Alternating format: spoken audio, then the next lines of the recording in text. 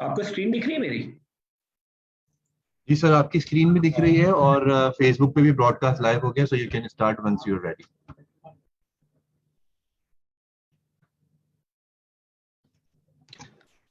So you want me to wait for a minute or should I start now? Sir, you can start right away if you are ready. I am ready. So let's Sir, let's start start. Thank you very much. PSX का ये initiative पूरी एक series PSX कर रहा है and past में भी PSX ने काफ़ी सारे वेबिनार्स बहुत सारे रिलेटेड टॉपिक्स पे किए. थैंक यू वेरी मच जिन लोगों ने ज्वाइन किया हुआ हमें थ्रू आइदर जूम और फेसबुक लाइव और अदर मीडिया. बेसिकली जो टॉपिक है आज का that is how to invest in stock market through mutual funds. मैं कोशिश करूंगा इसको थोड़ा सिंपल रख के और टू द पॉइंट बात करके. And if you have any questions we will try to answer it. A very brief introduction about UBL funds. We are an asset management company and a wholly owned subsidiary of UBL Bank. We are in business for the last 20 years now. 2001 से हमने शुरू किया था. आपको मेरी screen भी दिख रही होगी. जो हमारी एसेट मैनेजमेंट कंपनी की रेटिंग है that is AM1, which is the highest management rating assigned to any company in Pakistan. और ये जो एसेट मैनेजर्स की रेटिंग्स होती हैं वो डिपॉजिट साइज से ज़्यादा और क्वालिटेटिव फैक्टर्स भी उसके अंदर इनकॉर्पोरेट होते हैं. So for example risk management, overall organization की fund performance, overall governance structure क्या है, and you know these things taken together and then the rating agency assigns the rating. So we have got the highest rating, as I said. We have about 80,000 plus clients. Individuals, small savers, high net worths, companies, retirement funds, pension funds, हर तरह का जो client है उसको हम service करते हैं. Currently we are managing about 107, 108 billion in our mutual funds. फिर हम discretionary business करते हैं, वो उसके अलावा है जो हम मैनेज करते हैं. UBL फंड्स जनरली जो प्रोडक्ट्स एंड सर्विसेज इस इंडस्ट्री में लॉन्च हुई, बहुत सारी सर्विसेज और प्रोडक्ट्स ऐसी हैं कि हम basically we were the first ones to launch that. तो फॉर एग्जांपल पाकिस्तान का जो पहला ETF लॉन्च हुआ लास्ट ईयर, वो जॉइंट फर्स्ट थे हमने लॉन्च किया. पाकिस्तान के पहले CPPI जो प्रिंसिपल प्रिजर्वेशन स्ट्रैटेजी होती है उस बेसिस पे म्यूचुअल फंड्स हमने लॉन्च किए. एक्टिव एलोकेशन हमने लॉन्च किए. सो व्हाट्सएप सर्विस हमने अपने क्लाइंट्स के लिए स्टार्ट की. So and few others as well. But ये एक स्लाइड है and this is the last slide about UBL fund. So ये आप देख रहे होंगे बहुत सारे अवार्ड्स हमें मिले हैं बड़े इंस्टीट्यूशन से. तो फॉर एग्जांपल फंड परफॉर्मेंस के लिए हमें बहुत सारे अवार्ड मिले. हमारा शरिया स्टॉक फंड है which is an equity based fund, उसको 3, 5 and 10 years की कंसिस्टेंट परफॉर्मेंस पे बेस्ट फंड का अवार्ड मिला. CIO 100 आपको बिल्कुल लास्ट रो में दिख रहा होगा. This is based on our sort of IT infrastructure. ये हमें सॉफ्टवेयर जो हमारा है, जो कोर सॉफ्टवेयर है हमारा, उसके लिए ये अवार्ड US में मिला. पाशा अवार्ड्स, मैप अवार्ड्स, तो यू नो बहुत सारे अवार्ड्स हमें. So we basically offer mutual funds. उसके बाद जो पेंशन फंड्स हम ऑफर करते हैं, वॉलंटरी पेंशन स्कीम जो 401k ऑफ US से जो लोग रिलेट कर सकें, उसका सिमिलर पाकिस्तान वेरिएंट है वो VPS, उसका एक अलग लाइसेंस होता है. And then we also offer separately manage accounts जो बेसिकली SMA जिसको हम कहते हैं, which is sort of a bilateral agreement with the client. So वो एक लाइसेंस हमारे पास है जिसके थ्रू हम ये SMA सर्विसेज भी ऑफर करते हैं. तो ये 3 ब्रॉड अभी कैटेगरीज हमारे पास है, mutual funds, VPS and SMAs. And as I said, mutual funds में we manage about 107, 108 billion and plus SMA का साइज उसके अलावा है. Coming towards the topic for today, जो 2-4 बातें मैं आपसे जरा शेयर करना चाहता हूँ.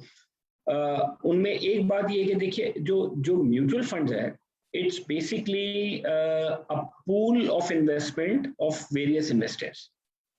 So एक pool है, वो pool is a mutual fund. हर एक mutual fund is a separate legal entity.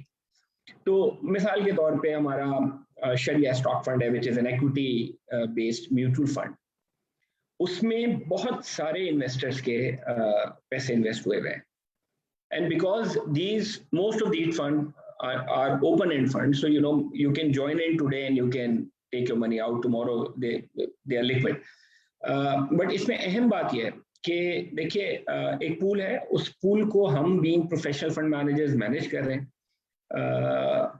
आपके पास हो सकता है वो उतना टाइम ना हो, आप बिजी हो अपने डे टू डे जॉब्स में या बिजनेस में, और आपको अपनी सेविंग्स या इन्वेस्टमेंट्स को मैनेज करने का टाइम ना मिले, या फिर आपको ये लगता हो कि आपके पास उस लेवल की एक्सपर्टीज अवेलेबल नहीं है जो एक प्रोफेशनल फंड मैनेजर के पास हो सकती है, because we have got a dedicated investment team. तो उन सारे लोगों का पैसा पूल करके, जो अहम बात है, जब once you become part of that pool in a mutual fund, तो उस पूल में एक सर्टेन पीरियड के अंदर, फॉर एग्जांपल 1 सितंबर से 30 सितंबर तक जो रिटर्न अनाउंस होगा या डिक्लेयर होगा, वो हर एक इन्वेस्टर के लिए in terms of percentage same है. रिटर्न का इस बात से कोई ताल्लुक नहीं होगा आपके कि आप 10,000 रुपए आपने इन्वेस्ट किए हुए हैं या 100 मिलियन रुपए किए हुए हैं. तो अगर मैंने 10,000 किए हो और आपने 100 मिलियन किए हो, एक ही डेट पे किए हो, से 1 सितंबर को, 30 सितंबर को जब हम रिटर्न परसेंटेजेस कैलकुलेट करेंगे अपनी अपनी रिस्पेक्टिवली, तो हम दोनों का जो रिटर्न परसेंटेज है वो एग्जैक्टली सेम होगा. ये आमतौर पे बहुत सारी इन्वेस्टमेंट्स में ये वाला ऑप्शन आपको मिलता नहीं है, बल्कि आपका जो रिटर्न डिटरमिन होता है वो इस बात से डिटरमिन हो रहा होता है आमतौर पे कि आपका वॉल्यूम ऑफ इन्वेस्टमेंट कितना है. Whereas since it's a mutual fund, it's a pool, everyone is the beneficiary of the pool, और उसमें हम डिसरिगार्ड कर देते हैं इस बात को कि आपकी इन्वेस्टमेंट की अमाउंट कितनी है. तो ये वो बेनिफिट है जो आमतौर पे लोगों को पता नहीं होता. तो 10,000 रुपए वाला इन्वेस्टर और 100 मिलियन रुपए वाला investor in the same fund would earn the same return. And then there are tax benefits as well, जो मैं अभी थोड़ा सा अगली स्लाइड पे आपको बताऊंगा कि एक तो म्यूचुअल फंड में इन्वेस्ट करके आपको जो प्रॉफिट या रिटर्न मिलने का पोटेंशियल है वो तो है ही जाहिर है, बट उसके अलावा कुछ एडिड टैक्स बेनिफिट्स आपको अवेलेबल हैं by investing in mutual funds, जो आमतौर पे आपको दूसरी इन्वेस्टमेंट्स में नहीं मिलते. उससे पहले वेरी क्विकली मैं सिर्फ for our audience here, most of you would know but just in cases, वो ये कि देखिए म्यूचुअल फंड जो हमारे पास ये इस इंडस्ट्री में अवेलेबल है वो पूरी रेंज ऑफ प्रोडक्ट्स अवेलेबल है. तो we have got a money market fund for example. तो मनी मार्केट फंड, अगर कन्वेंशनल मनी मार्केट फंड है तो वो या तो शॉर्टेड एंड ट्रेजरी बिल्स में इन्वेस्ट करेगा या हाई क्वालिटी डिपॉजिट्स में करेगा. वेरी लो रिस्क और लो रिस्क कैटेगरी में वो फॉल करता है. टू एन इनकम फंड जो बेसिकली इन सारी चीजों में plus for example corporate debts में या पीआईबीज में या लॉन्गर बॉन्ड्स में भी इन्वेस्ट करेगा. To an equity fund which would invest into stock market. And then in between we have got hybrids which are called asset allocation fund, जो आपके पैसों का थोड़ा पोर्शन स्टॉक मार्केट में और रिमेनिंग पोर्शन फिक्स इनकम और money market segment में invest करते हैं. तो हमारे पास म्यूचुअल फंड्स में, as I said, it's every mutual fund is a separate legal entity, so हर रेंज ऑफ प्रोडक्ट्स अवेलेबल है. आप जब इन्वेस्ट करने का सोचते हैं कि आपको इन्वेस्ट करना है इन अ म्यूचुअल फंड, सो आपकी रिस्क एपेटाइट, आपका इन्वेस्टमेंट होराइजन, रिस्क टॉलरेंस की बेसिस पे आप ये डिटरमिन कर सकते हैं कि आपको मनी मार्केट में होना चाहिए, इनकम फंड में होना चाहिए, इक्विटीज में होना चाहिए या कॉम्बिनेशन में होना चाहिए. और जाहिर है हमारी एक सब्सिडरी है अलमीन, सो हमारे ये जितने फंड्स मैं आपको बता रहा हूँ इन सबका शरिया कंप्लायंट वर्जन भी हमारे पास अवेलेबल है, और वो जाहिर है शरिया एडवाइजर्स भी उसमें होते हैं और वो उसको सर्टिफाई करते हैं. तो शरिया प्रेफरेंस के हिसाब से जो म्यूचुअल फंड्स अवेलेबल हैं वो शरिया कंप्लायंट फंड्स भी as well as conventional funds, पूरा एक मेन्यू हमारे पास अवेलेबल है. ओके, सो नाउ जब आप ये सोचते हैं कि क्या आपको स्टॉक मार्केट में इन्वेस्टमेंट करना चाहिए, और जब आप ये इस बात का फैसला कर रहे होते हैं, एंड एज यू नो कि stock market investments are high risk investments, but then obviously they have a high return potential as well. So एक तरीका जाहिर है ये है कि आप जाएं और स्टॉक मार्केट में जाके और जो आपको शेयर्स किसी ने रेकमेंड किए हो वो आप खुद खरीद लें. ये एक तरीका, और बहुत सारे लोग ये करते भी हैं. लेकिन एक तरीका और अवेलेबल है कि rather than buying stocks directly, आप वही स्टॉक का exposure through equity mutual funds भी ले सकते हैं, विच इफेक्टिवली मीन्स कि आपने एक म्यूचुअल फंड में इन्वेस्ट किया, उस म्यूचुअल फंड ने आपके तरह के और बहुत सारे क्लाइंट से पैसे उस पूल में पार्क किए हुए उस इक्विटी फंड के पूल में, और एक डेडिकेटेड इन्वेस्टमेंट टीम है और टीम ऑफ प्रोफेशनल्स हैं जिसमें CFAs और MBAs और जो रेलिवेंट क्वालिफिकेशन के लोग हैं वो बैठे, जिनका 24/7 जॉब यही है कि वो आपकी इन्वेस्टमेंट्स को मैनेज करें and then they invest into equities. तो एक तरीका आपके पास हो गया, आपने डायरेक्टली स्टॉक मार्केट से शेयर्स ले लिए। एक तरीका यह है कि इंस्टेड आप इक्विटी म्यूचुअल फंड्स में इन्वेस्ट करें। जो इक्विटी म्यूचुअल फंड्स हैं वो दो तरीके के पाकिस्तान में हो गए। एक जो कन्वेंशनल इक्विटी म्यूचुअल फंड्स हैं जो जिनको मैं एक्सप्लेन भी करता हूँ अभी, और एक हो गए ETF। जैसे मैंने कहा कि we were the first one, we were joined first with NIT to launch Pakistan first ETF।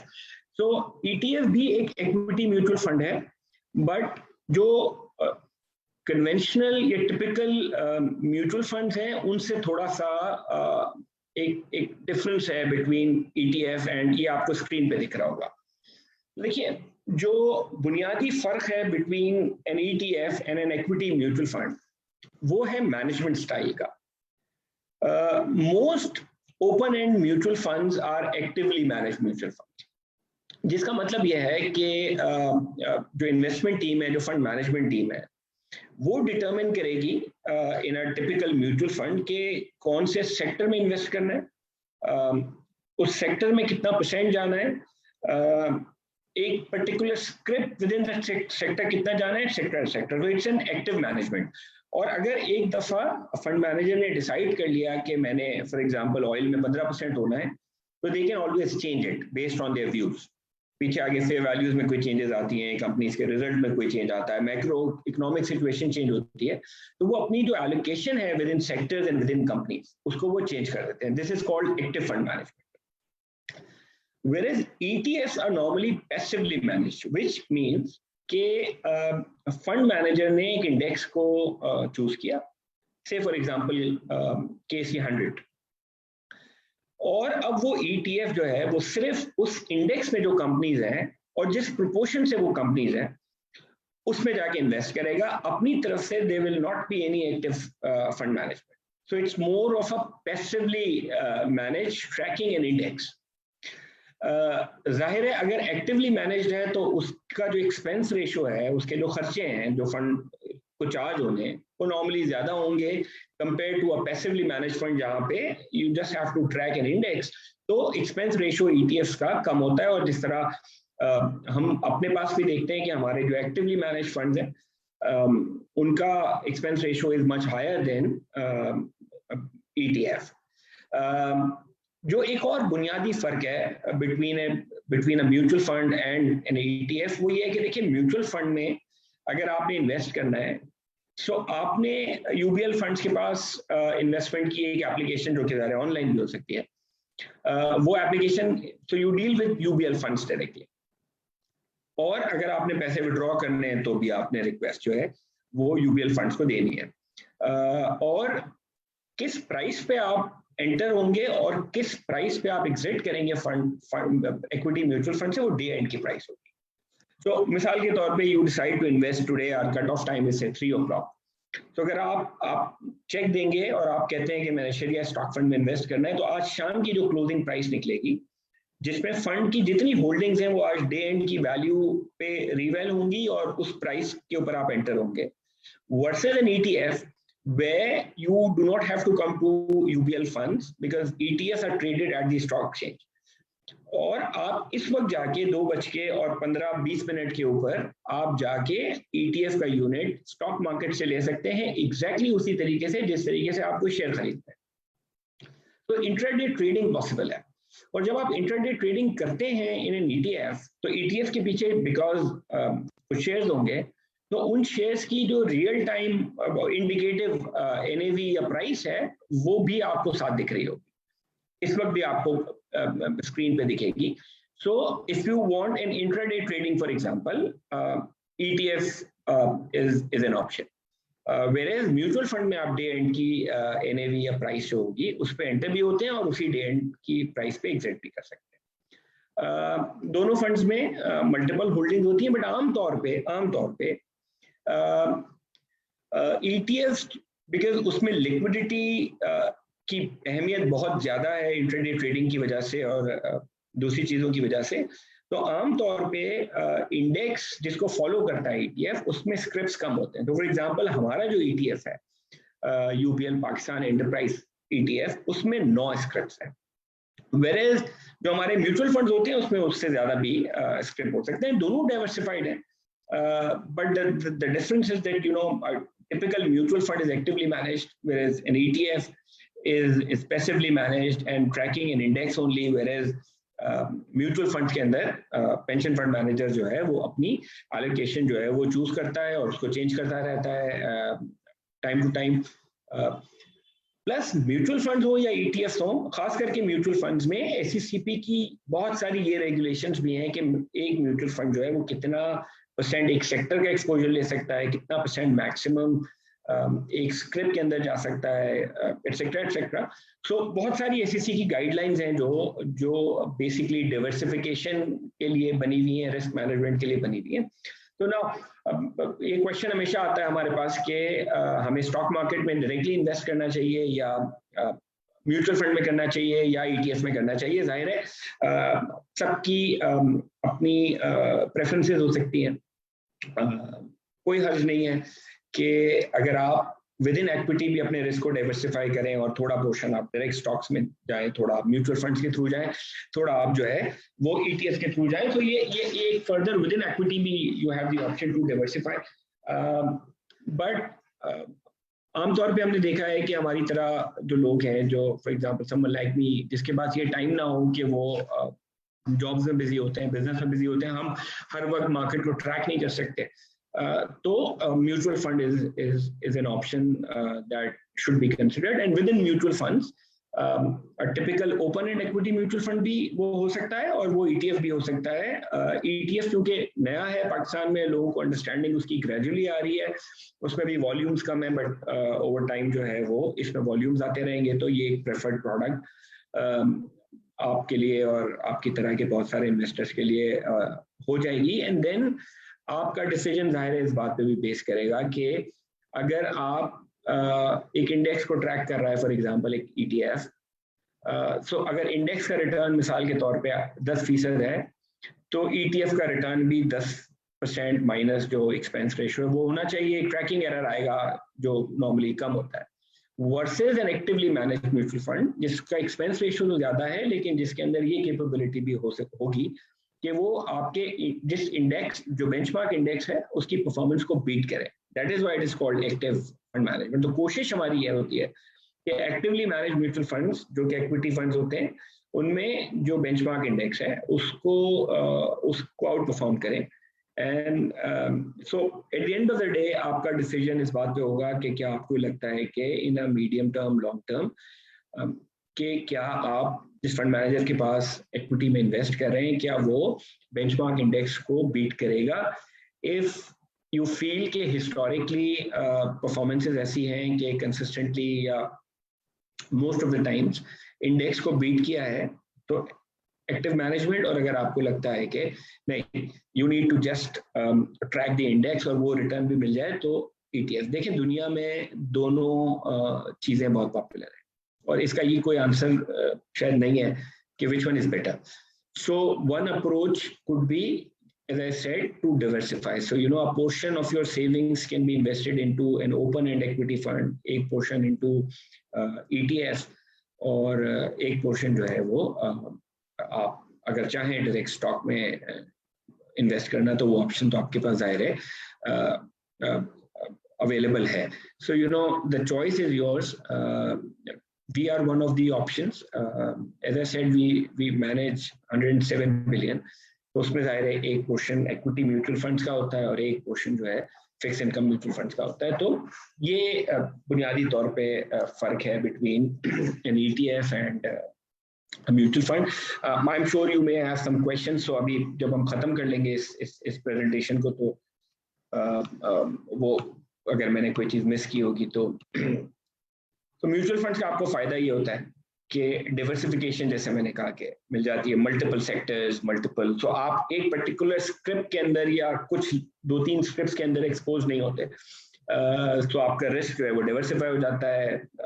जो कन्वेंशनल इक्विटी फंड्स हैं, they are actively managed, so fund manager would try and beat the benchmark index. और ये बड़ी अहम चीज़ है जो आम तौर पे आपको किसी और इन्वेस्टमेंट में नहीं मिलती, जो म्यूचुअल फंड्स में मिलती है और ETF में मिलती है, कि आप म्यूचुअल फंड्स में अगर आप बिजनेस इनकम है कोई, और या आपकी कोई सैलरी इनकम है, तो मिसाल के तौर पे किसी की पूरे साल की सैलरी इनकम 5 मिलियन रुपीज है, और उस पे जाहिर है वो आप टैक्स भी पे करते हैं। 45 लाख की हो इनकम किसी की, तो उसका जो सैलरी का टैक्स है वो अबाउट 12-13%।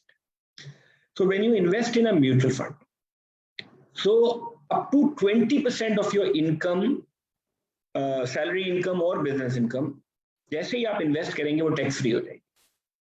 सो इस एग्जांपल में ये जो मैंने यहाँ पे, शायद आपको मेरा कर्सर ना दिख रहा हो, तो समवन मेकिंग से 4.5 million rupees a year out of salary can actually invest, आप जितना भी चाहे इन्वेस्ट करें, बट टैक्स रिडक्शन पर्पस के लिए आप 9 लाख रुपए which is 20% of your income invest कर सकते हैं। और वो जो 9 लाख रुपए आपने इन्वेस्ट किए उस पर आपको रिटर्न तो मिलना ही है, लेकिन उस 9 लाख पे आपका जो भी सैलरी का या बिजनेस का टैक्स रेट है, इस केस में 12-13% है, तो 9,900,000 का 13% जो अमाउंट बनेगा वो अबाउट बनेगा 114,000, वो आपको स्ट्रेट अवे जो है आपकी सैलरी के टैक्स से कम हो जाएगा, और आपको इसका रिफंड नहीं मिलता, बल्कि आपके जो एम्प्लॉयर होते हैं वो खुद ही इसको एडजस्ट कर लेते हैं। So let me just repeat that. So if you are earning income from salary, or if you are earning income from business, you can invest up to 20% of your income into mutual funds, और 20% income आपकी tax free हो जाती है straight away. इसमें cap है 20 लाख रुपए का। सो 20% of your income और 20 लाख रुपए, विच एवर इज लोअर। सो अगर मिसाल के तौर पे एक और हम एग्जांपल इस पर्टिकुलर केस में देख लें कि someone is making 10 million rupees a year in salary, तो उसका जो इफेक्टिव टैक्स रेट है वो 18-19% बनेगा, और आप अपनी इनकम का 20% इक्विटी म्यूचुअल फंड में इन्वेस्ट कर सकते हैं। आपको वही रिटर्न मिलेगा जो फंड अपने सारे इन्वेस्टर्स को देगा, but in addition to the return आपकी जो 20 लाख रुपए की इन्वेस्टमेंट है इनटू म्यूचुअल फंड और ETF, उस पे आपको अबाउट 369,000 का टैक्स रिलीफ मिल जाएगा in the form of sort of short deduction और less deduction by your employer, जो कि सॉर्ट ऑफ एक आपको सॉर्ट ऑफ प्रॉफिट ही है, बिकॉज जैसे ही आपने 20 लाख रुपए की इन्वेस्टमेंट की किसी भी साल में, वैसे ही 369,000 का आपका जो है ना वो टैक्स सेविंग हो गया, जो कि अवेलेबल नहीं होता अगर आपने मिसाल के तौर पे प्रॉपर्टी खरीदी होती। तो आप जाते, आप 20 लाख रुपए की प्रॉपर्टी खरीदते, तो आपको उस प्रॉपर्टी का रिटर्न तो मिलता, लेकिन आप अपनी सैलरी पे वही टैक्स पे करते जो विदाउट प्रॉपर्टी होता। वर्सेस अगर आपने किसी भी म्यूचुअल फंड में इन्वेस्ट किया, बेशक वो इक्विटी हो और अदरवाइज हो, बट उस 20 लाख पे जो रिटर्न पोटेंशियल अपनी जगह पे, प्लस 20 लाख मल्टीप्लाई बाय जो भी आपका सैलरी का टैक्स रेट है 19% है, तो वो 3,70,000 के करीब आपको एक सॉर्ट ऑफ मुनाफा ही है इन the form of tax reduction, वो मिल जाएगा। The only condition is that if you get a tax rebate, then you need to hold that investment for 2 years. So that's a legal requirement. तो आपने invest किया, 20% of your income invest किया, 2 million का cap है उसके ऊपर, और उसके ऊपर आपको स्ट्रेट अवे उसी वक्त टैक्स बेनिफिट मिल गया, and now you need to hold this investment for 2 years. इसी तरह हमारे पास पेंशन फंड्स अवेलेबल हैं। तो पेंशन फंड्स में भी वही 3 कैटेगरीज है, फिक्स इनकम की, money market, debt and equity.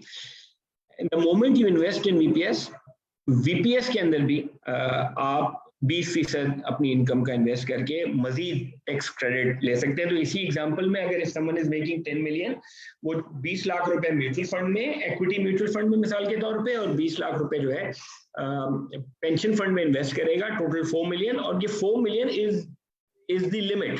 सो ये कोई कंपल्सरी नहीं है, आप उससे कम भी कर सकते हैं।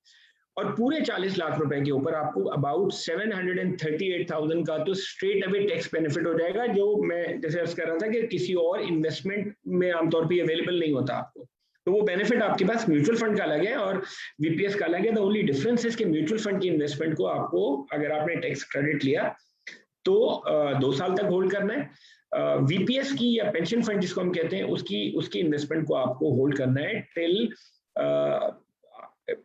The retirement date which can be 60 years. तो अगर आपकी एज फॉर एग्जांपल 50 है तो आपने 10 साल होल्ड करना है, 60 पे जाके आप उसका 50% विड्रॉ कर लेंगे, वो टैक्स फ्री होगा, और रिमेनिंग 50% का आपका एक एन्युटी प्लान 10 साल का बन जाएगा, वो भी टैक्स फ्री होगा। तो म्यूचुअल फंड के लिए 2 इयर्स की होल्डिंग है, और वीपीएस के लिए ये जो है रिटायरमेंट तक की है, नंबर 1। नंबर 2, इक्विटी वाला ऑप्शन म्यूचुअल फंड्स में भी अवेलेबल है और पेंशन फंड या वीपीएस में भी अवेलेबल है। एक और एग्जांपल यहाँ पे रेड आपको सर्कल दिख रहा होगा 3 मिलियन की, यू कैन सी दैट। सो आपका 9% का इफेक्टिव टैक्स रेट बनता है, तो आप 6 लाख रुपए म्यूचुअल फंड में, 6 लाख रुपए बीपीएस में इन्वेस्ट कर सकते हैं। बट इसमें अहम बात यह है कि ये तो इन्वेस्टमेंट आप टैक्स क्रेडिट के लिए कर रहे हैं, आप इससे ज्यादा भी इन्वेस्ट कर सकते हैं अगर आपको लगे कि रिटर्न ज्यादा है। बट एक स्वीटनर है इसके अंदर कि आप 20% तक की इन्वेस्टमेंट पे टैक्स रिबेट भी ले सकते हैं। सेल्फ एम्प्लॉयड भी हो तो भी आप ले सकते हैं टैक्स रिबेट। सॉरी, ये मैं जो एक आखिरी बात मैं दिखाना चाह रहा था यहाँ पे, जैसे मैं अर्ज कर रहा था कि आपके पास अगर if you want to take an equity exposure through mutual funds, तो आपके पास एक म्यूचुअल फंड का ऑप्शन है, एक ईटीएफ का ऑप्शन है।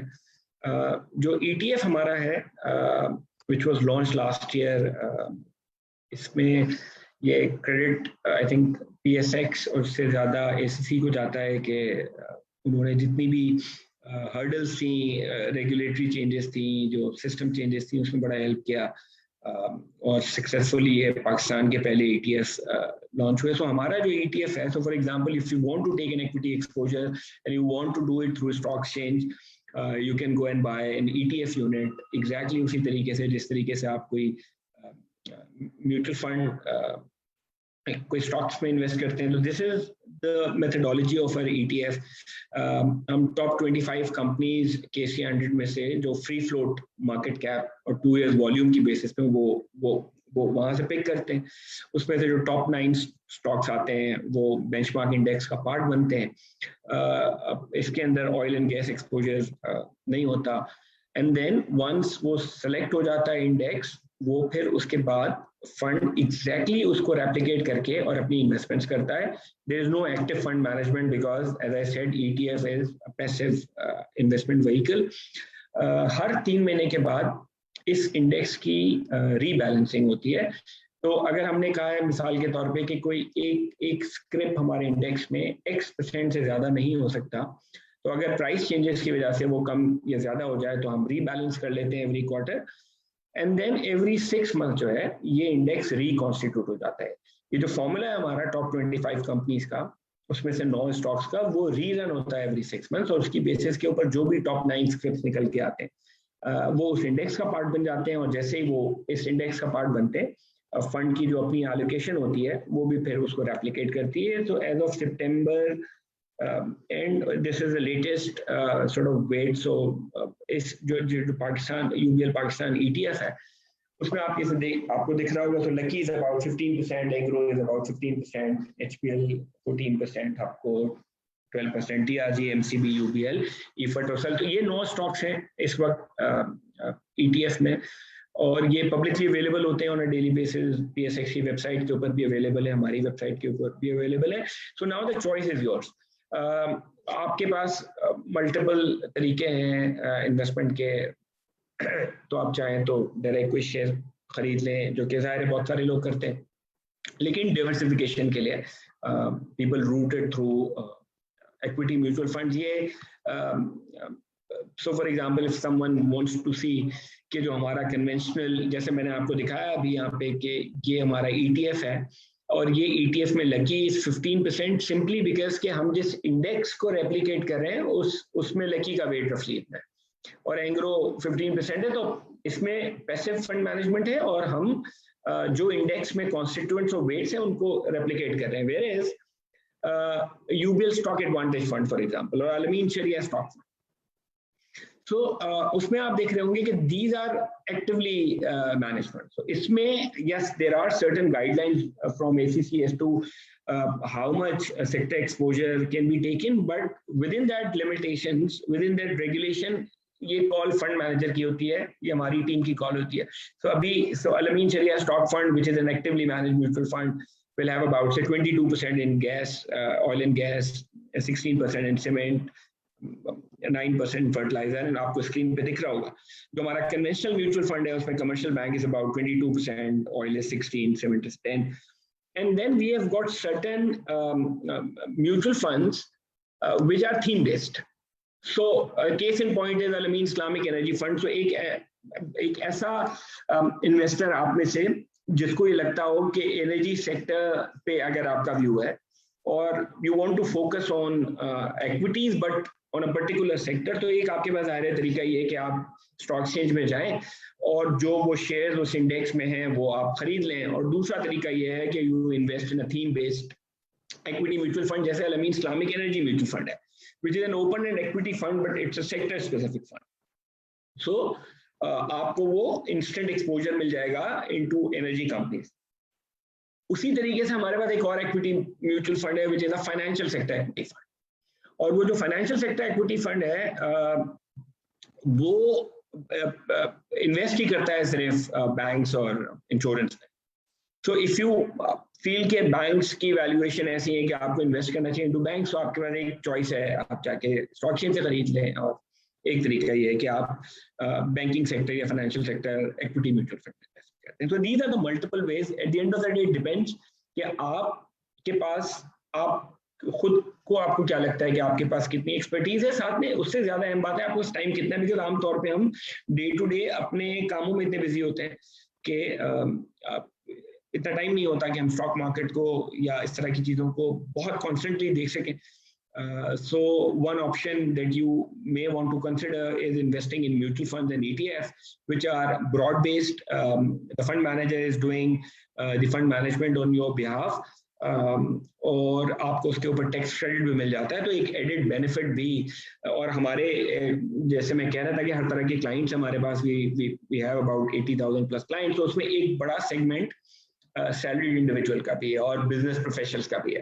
बिकॉज व्हेन दे इन्वेस्ट, उनकी सैलरी पे या बिजनेस पे जो टैक्स वो देते हैं, जो इनकम टैक्स देते हैं, वो स्ट्रेट अवे रिड्यूस हो जाता है. तो यू नो मल्टीपल बेनिफिट आपके पास अवेलेबल है. ये एक कंपैरिजन हमने रखा हुआ था, तो आई थॉट कि जस्ट वेरी क्विकली शेयर करूं आपसे.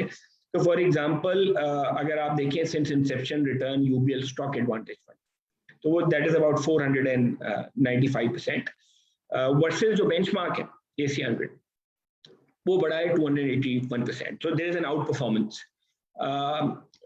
अगर आप शरिया स्टॉक फंड को देखें तो 575% वर्सेस 501 बेंचमार्क. सो आमतौर पे एक्टिवली मैनेज्ड म्यूचुअल फंड जो होते हैं उनकी कोशिश जाहिर है, इसीलिए वो एक्टिवली मैनेज्ड हैं कि वो अपने बेंचमार्क को बीट करें. That is there objective. और ETF जो होते हैं वो पैसिवली मैनेज होते हैं. सो मैं बिल्कुल ये नहीं कह रहा कि कौन सा which one is better. It's always better to diversify. So you can actually partly allocate into one of the or multiple actively managed mutual funds, और कुछ portion आप लगा सकते हैं into ETF, which is sort of replicating an index, जिसका expense ratio भी कम है. और ये gradually popular होना शुरू हो जाएगा. अभी inquiries आती हैं, लोग पूछते हैं because it's a new product. कुछ टाइम में I think इंशाल्लाह ये ETFs की in terms of their sizes and you know अभी 4 तो I recall instantly कि ETF पाकिस्तान में लॉन्च हो गए और I think और भी पाइपलाइन में. और मेरा ख्याल है जैसे जैसे लोगों की अंडरस्टैंडिंग इंप्रूव होगी, इसमें लिक्विडिटी इंप्रूव होगी, वो ऑटोमेटिकली मेरा ख्याल है पॉपुलर होना शुरू हो जाएगा. सो ये हमारे पेंशन फंड का कंपैरिजन भी यहाँ पे. And I think I'll stop here, Basit, and if there are questions, I'll be happy to answer.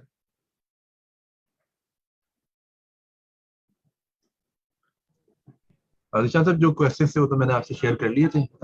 You can conclude if you are done with the presentation. बिल्कुल ठीक है. बस there are a couple of questions. Let me just wrap it up in couple of minutes. So basically, yes, for ETF you need a brokerage account because ETFs are traded at the stock exchange. So you basically need a brokerage account, and you exactly उसी तरीके से करते हैं जिस तरीके से आप किसी शेयर्स को खरीदते बेचते हैं. Exactly ETF भी उसी तरीके से आप को खरीदना बेचना होता है. दूसरा क्वेश्चन ये है कि हालांकि मैंने कवर आई थिंक ओके. सो ये एक्सपेंस रेशियो का फर्क क्यों होता है? एक्सपेंस रेशियो का फर्क इसलिए होता है कि it's the way the funds are managed. So in an actively managed mutual fund you need a constant research. हर वक्त आपने अपने बिकॉज आपका इन्वेस्टमेंट डिसीजन जो है वो किसी इंडेक्स को रेप्लिकेट आप नहीं कर रहे, बल्कि आप एक broader macro view, fundamental view, company की फेयर वैल्यू, उसके results, earning potential, earning yields, वो सब देख रहे हैं. Whereas ETFs because they are passively managed, so उसके अंदर आपने एक दफा इंडेक्स बना दिया, अब आपने कुछ एक्टिवली नहीं करना, आपने सिर्फ उस इंडेक्स को फॉलो करना है. So your life is much easier and hence the cost involve.